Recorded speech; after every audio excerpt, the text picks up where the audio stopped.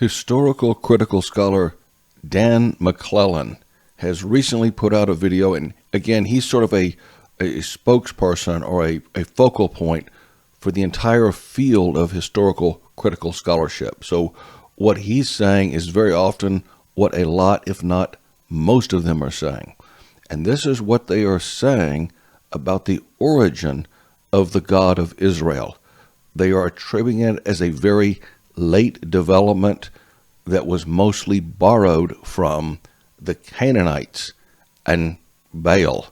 They think that the Lord was borrowed and put into the Canaanite religion, and then his name was substituted for Baal. And I'm going to show you another side of the story. I'm going to show you some things they missed about the origin of the God of the Bible that are astounding. They're not what maybe the mainstream church is saying either, but it's very different from what Dan McClellan and the critical scholars are saying. Now, I want to start. He has a video I won't go through. I'm going to show you clips from Dan McClellan, but not every bit of it. I'm going to skip the part where he's sort of insinuating that Israel came along too late for the identity of the God of Israel to have an early origin. But what he does is he quotes a stele that is attributed to 1208 BC, around that time period, and he says it's not describing them as a nation, it's describing them at most as a confederation. But this doesn't hold water either, because with a early or middle Exodus, possibly even with a late Exodus, that could describe the period of the Judges. And the period of Judges, that's a pretty good description of what Israel was. So they were a confederation of tribes. They did not have a central administrative state at that time. They were a loose confederation, but not in who they worshipped. They already had a sort of an identity and a belief in who God was. And I'm going to show he predates the nation of Israel. He predates really back to the beginnings of religion itself, when from the homeland east of the Euphrates, where the Israelites come from. But first, let's hear what Dan says, and he's going to describe the beginning of his ideas. And he is going to say Adonai.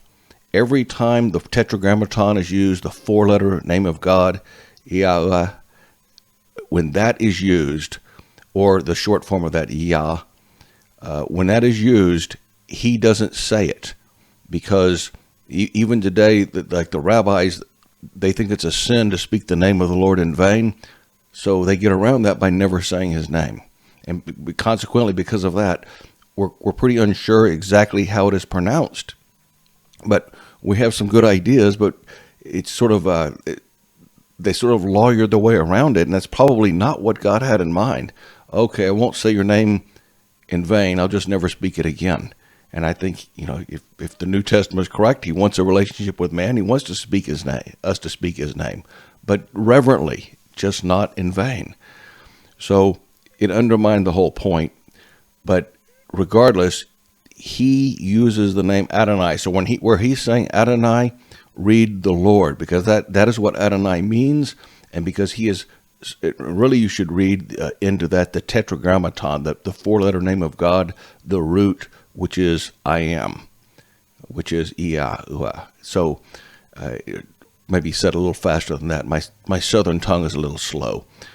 So let's listen to Dan McClellan. I'm going to come back and talk about what he said.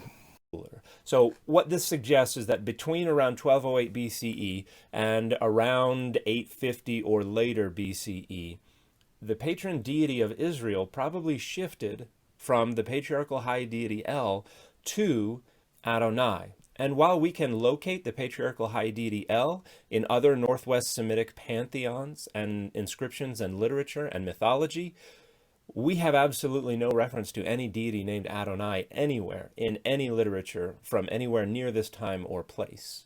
So Adonai seems to be unique to the nations of Israel and then later Judah. Where did Adonai come from? When scholars try to date, at least relatively, the literary layers of the Hebrew Bible, the earliest references to Adonai seem to treat Adonai more as a storm deity than as a patriarchal high deity. And the storm deity is represented as youthful, as a warrior, as associated with inclement weather, with dark clouds, with thunder, lightning, flooding, that kind of stuff. And this matches up with the Northwest Semitic storm deity Baal, who is represented in the Ugaritic and other Northwest Semitic literature as one of the offspring of El, one of the second-tier deities in the Northwest Semitic pantheon. All right, Dan McClellan and his colleagues are all messed up here. They've got a lot wrong. Let's just go through it.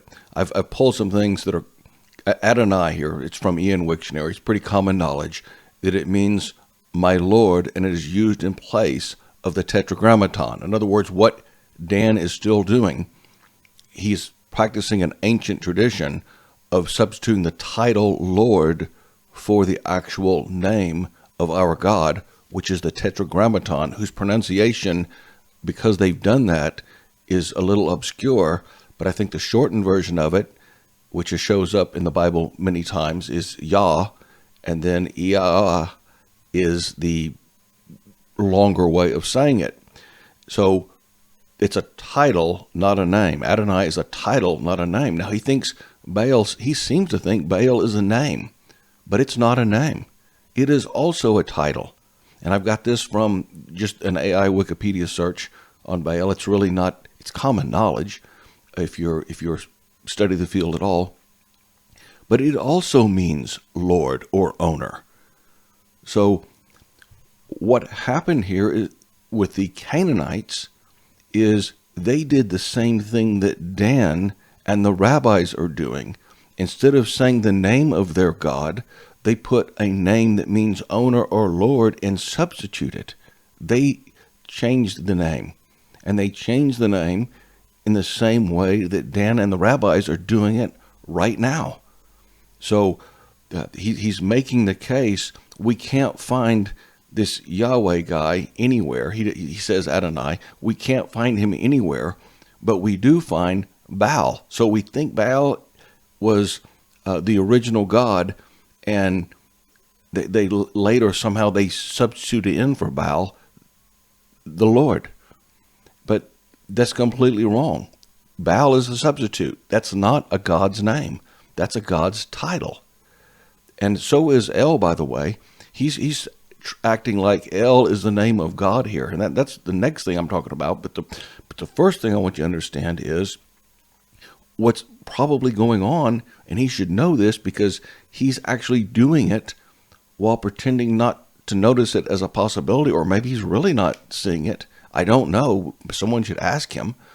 But they're substituting the Lord for the name of the God of Israel. Well, the Canaanites substituted Lord for the name of the same or corresponding God in their pantheon. But that wasn't his name. That wasn't his name. I'm going to make the case that his original name was just what the Hebrews said that it was. And that it goes back, they're only tracing it back to the Canaanites. The Canaanites got this from somewhere, okay? And if you go back to the source, it goes back a lot further. Now here I have an interlinear translation of Exodus 3:14, which I got from BibleHub.com, and he's telling Moses what his name is. Moses asks, what shall I tell them their name is? And he says, I am who I am. He said, thus you shall tell the sons of Israel, I am has sent me to you. And I am, look at the pronunciation there. It's above. It says there, yeah. And I think it's probably more formal and stretched out, but they had a 2-letter version of this name, a 3-letter version of this name, and a 4-letter version of this name, all the same name. The 2-letter version is Yah, and it shows up in Exodus as well. It shows up in the Psalms a lot, but this is how the name is pronounced, Yah. Now, there's another God that's an Yah. It has nothing to do with the Canaanites. It was back way before the Canaanites. And I have a video where I ask, was the top of the Akkadian pantheon a distorted trinity? And I invite you to look up that video. Was the top of the Akkadian pantheon a distorted Trinity. And I make the argument that it was. And one reason is that the God under the more distant sky god, An or Anu, his name is pronounced the same, Ea. And I've got a little, from AI Overview there, I've got a little thing that says the name of the Mesopotamian god, Ea, comes from the Semitic root star HYY, which means to live. Now you think about that, folks. You think about that, what that is saying. That thousands of years ago, at the beginnings of any religion that we understand or have in the history books, the name of God's Son, and again, the top of the Akkadian / Sumerian pantheon, you had the distant sky god An, but he, or Anu, but the way he dealt with humanity was he had his sons do the work. And he had two sons, but the third son, I make the argument, is like a personification of the Holy Spirit. And they have him do some of the same things. Like if you take the Lord's work in the Bible, they split it in half and give half of it to Yah and half of it to the other guy, Enlil. So Ea is the same as Enki. The Sumerians call him Enki. But I'm worried about the Akkadian, because the Akkadian would be also in a Semitic language. And it means the same thing. It's from the Semitic root. And remember, Semitic is read backwards. So it says star HYY there. It really should be YYH. That's the first two letters of the Tetragrammaton in order. And then it's got the star after it. And so the pronunciation of this name, Ea, is very much like what I have circled there from Exodus 3:14. The blue part is the way you pronounce the Tetragrammaton. And so the parallels are obvious. Mark, how did the scholars miss all this? I mean, this looks like extremely strong evidence. And further, if that's not enough, he was sometimes called Nisaku, which means Lord. So the practice of calling him by a title, and that title being Lord, that was continued by the Baal worshipers, and that's how Baal came to get his name, and is practiced today by Dan McClellan and the rabbis, carries all the way back to Yah at the top of the Akkadian pantheon. I say the top. There's the Yah and Enki are right under An or Anu, the sky god. And that's who I want to talk about next, because what Dan McClellan is saying is that there used to be two gods. That El was the real God, and they took a second tier god and made him higher and higher until and that was Yahweh, and they got conflated over time, so they couldn't tell that those were two different gods. El and the Lord were the same person. And that's what Dan McClellan is saying. And of course, those of us who hold a New Testament view of the Bible and hold a traditional view of the Bible understand why there's conflation between El and the Lord. Because there's a Trinity, because there's three persons that are still, they're one God. But let me show you, if you think they're off and they've missed something about the identity of the Lord, and they've missed this connection to the Akkadians, that basically I think God told Abraham to get out of there because the people of that region had messed up the true religion so much. And basically the Lord wanted a fresh start, and he said to Abraham, I'm going to go to this land that I'm going to show you. We're going to start over again. Unfortunately, there was some folks from back home that also went to that land, and those were the Canaanites. The Canaanites also started further east because they were, after all, kin to the children of Israel. They started further east, and they moved into the same promised land. And this, of course, caused a lot of friction. But you think they've messed up on this one. You think they've missed something on this one. Let's look at what they're doing with El. Once again, it's incredible that somehow they've missed what I'm about to tell you next. It doesn't make any sense that they would miss these obvious connections, but they've been so busy and so obsessed trying to undermine the credibility of the God of the Bible, in my opinion, that they can't even see straight. And so it is that in Sumerian texts, when they're mentioning the sky god, the higher god in the pantheon, which is like what he's saying El is, the Father, in other words, what a Trinitarian would say, and that in this Akkadian and Sumerian concept, they had the sky god, and he was more distant. He didn't get involved a lot, but he interacted through his sons, and he had two of them, which would be Yah would be one of them, and then or Enki, and then Enlil would be the other. And again, if you compare what they're doing to what the Lord did in early Genesis, it's like they split his duties between the two of them.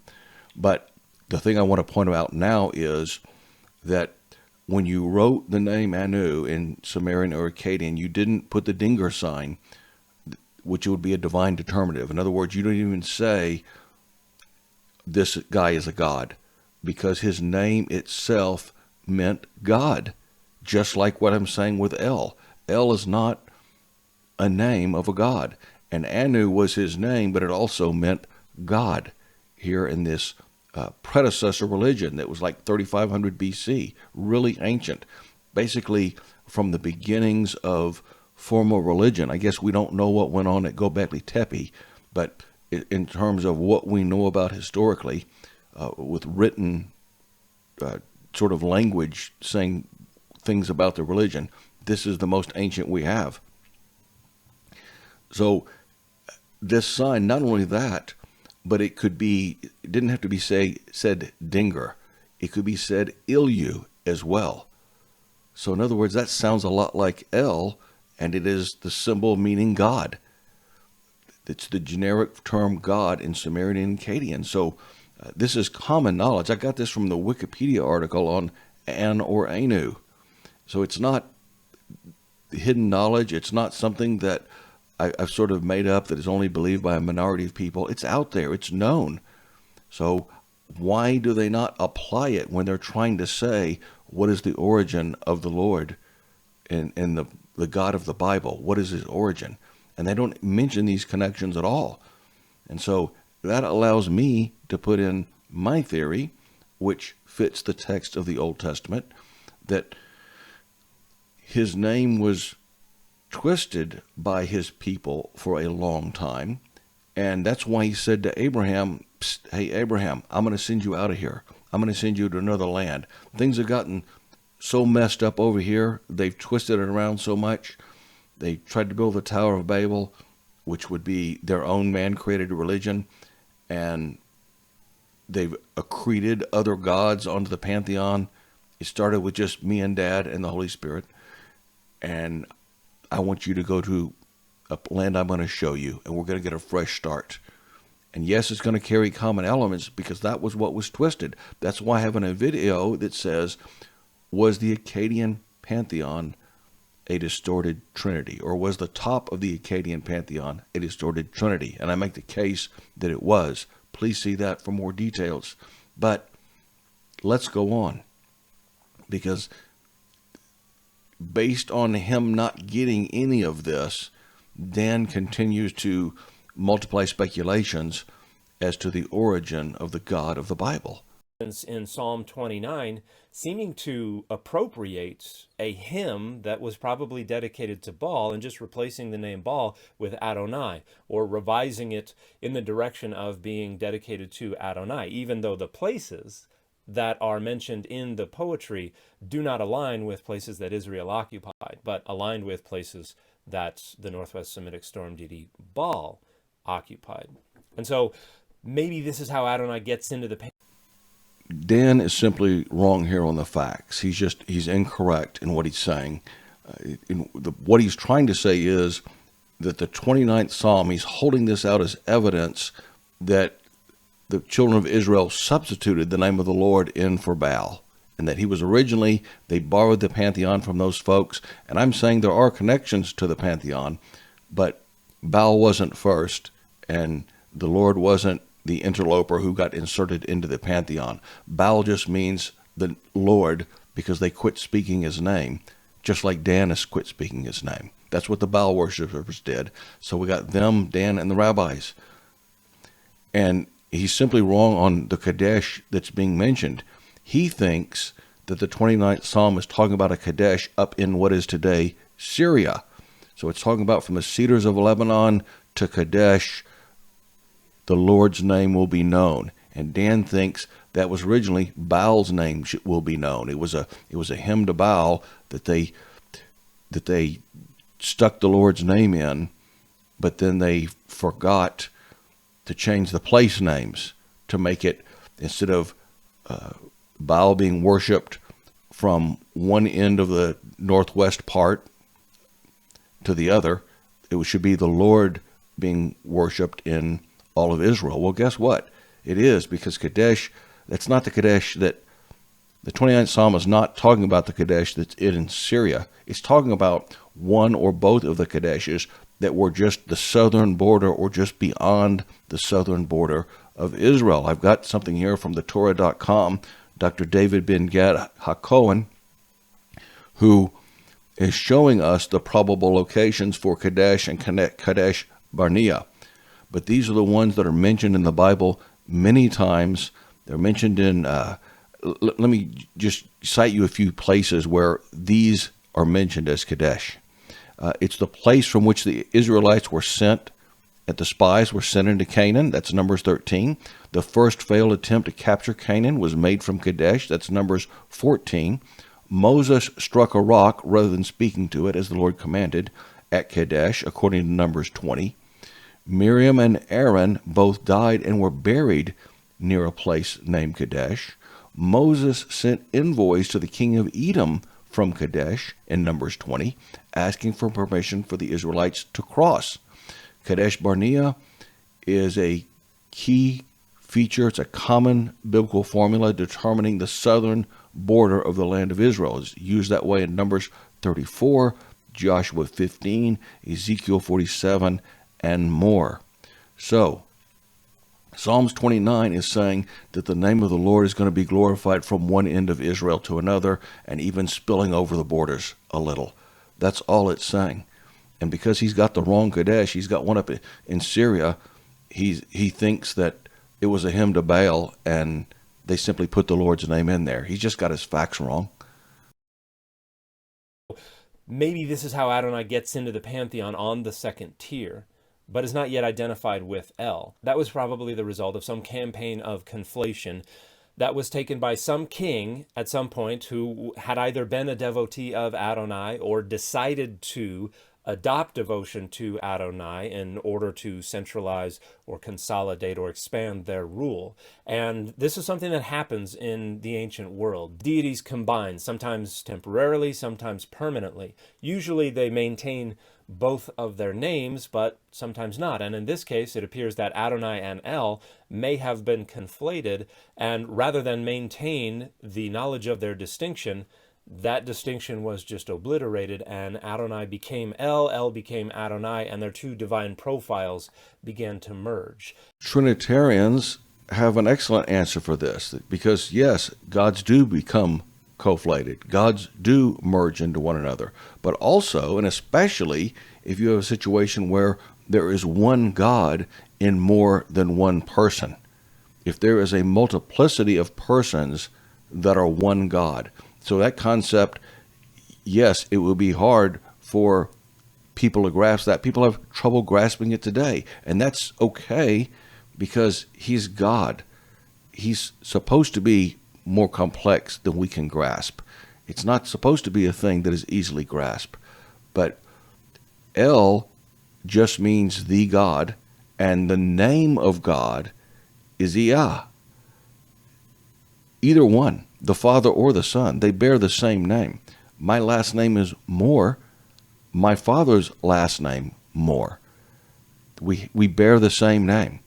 And in fact, this is testified to in Exodus 23, where the Lord is saying, behold, I send an angel, a messenger, not necessarily a lesser spirit being, before you to keep you in the way and to bring you into the place which I've prepared. Beware of him and obey his voice. Do not provoke him, for he will not pardon your transgressions, for my name is in him. Now, he didn't say I'm going to put my name in him. He just said my name is in him. He bears the name. And he's forgiving, and he has the power to forgive sins, but apparently he's not going to use it. That's a prerogative that is supposed to be for God alone, to forgive sins.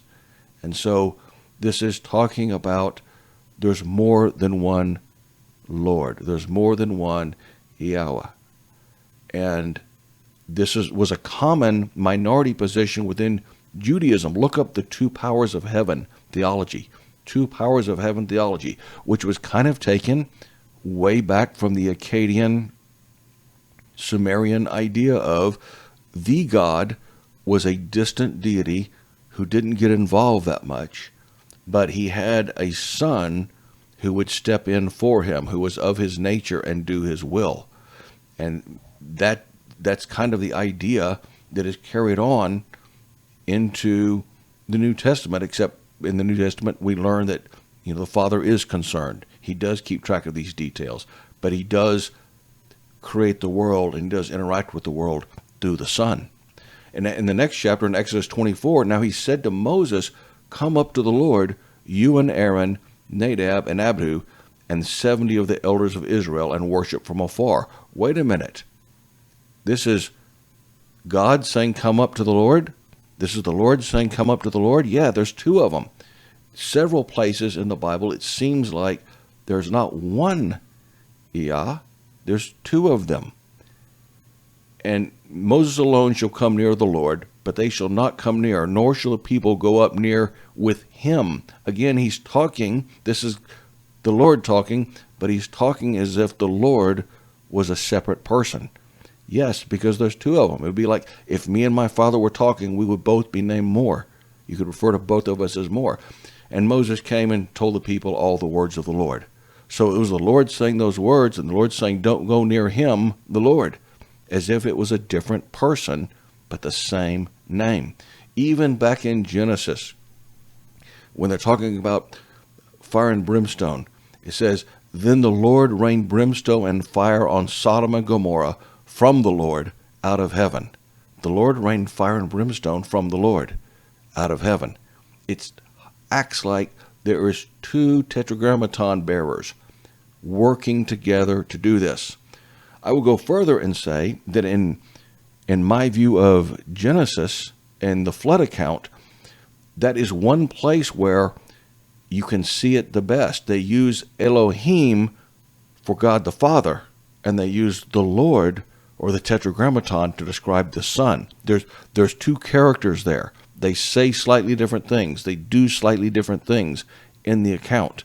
And that has to do with the Christ-centered theology for early Genesis as far as how the flood account is interpreted.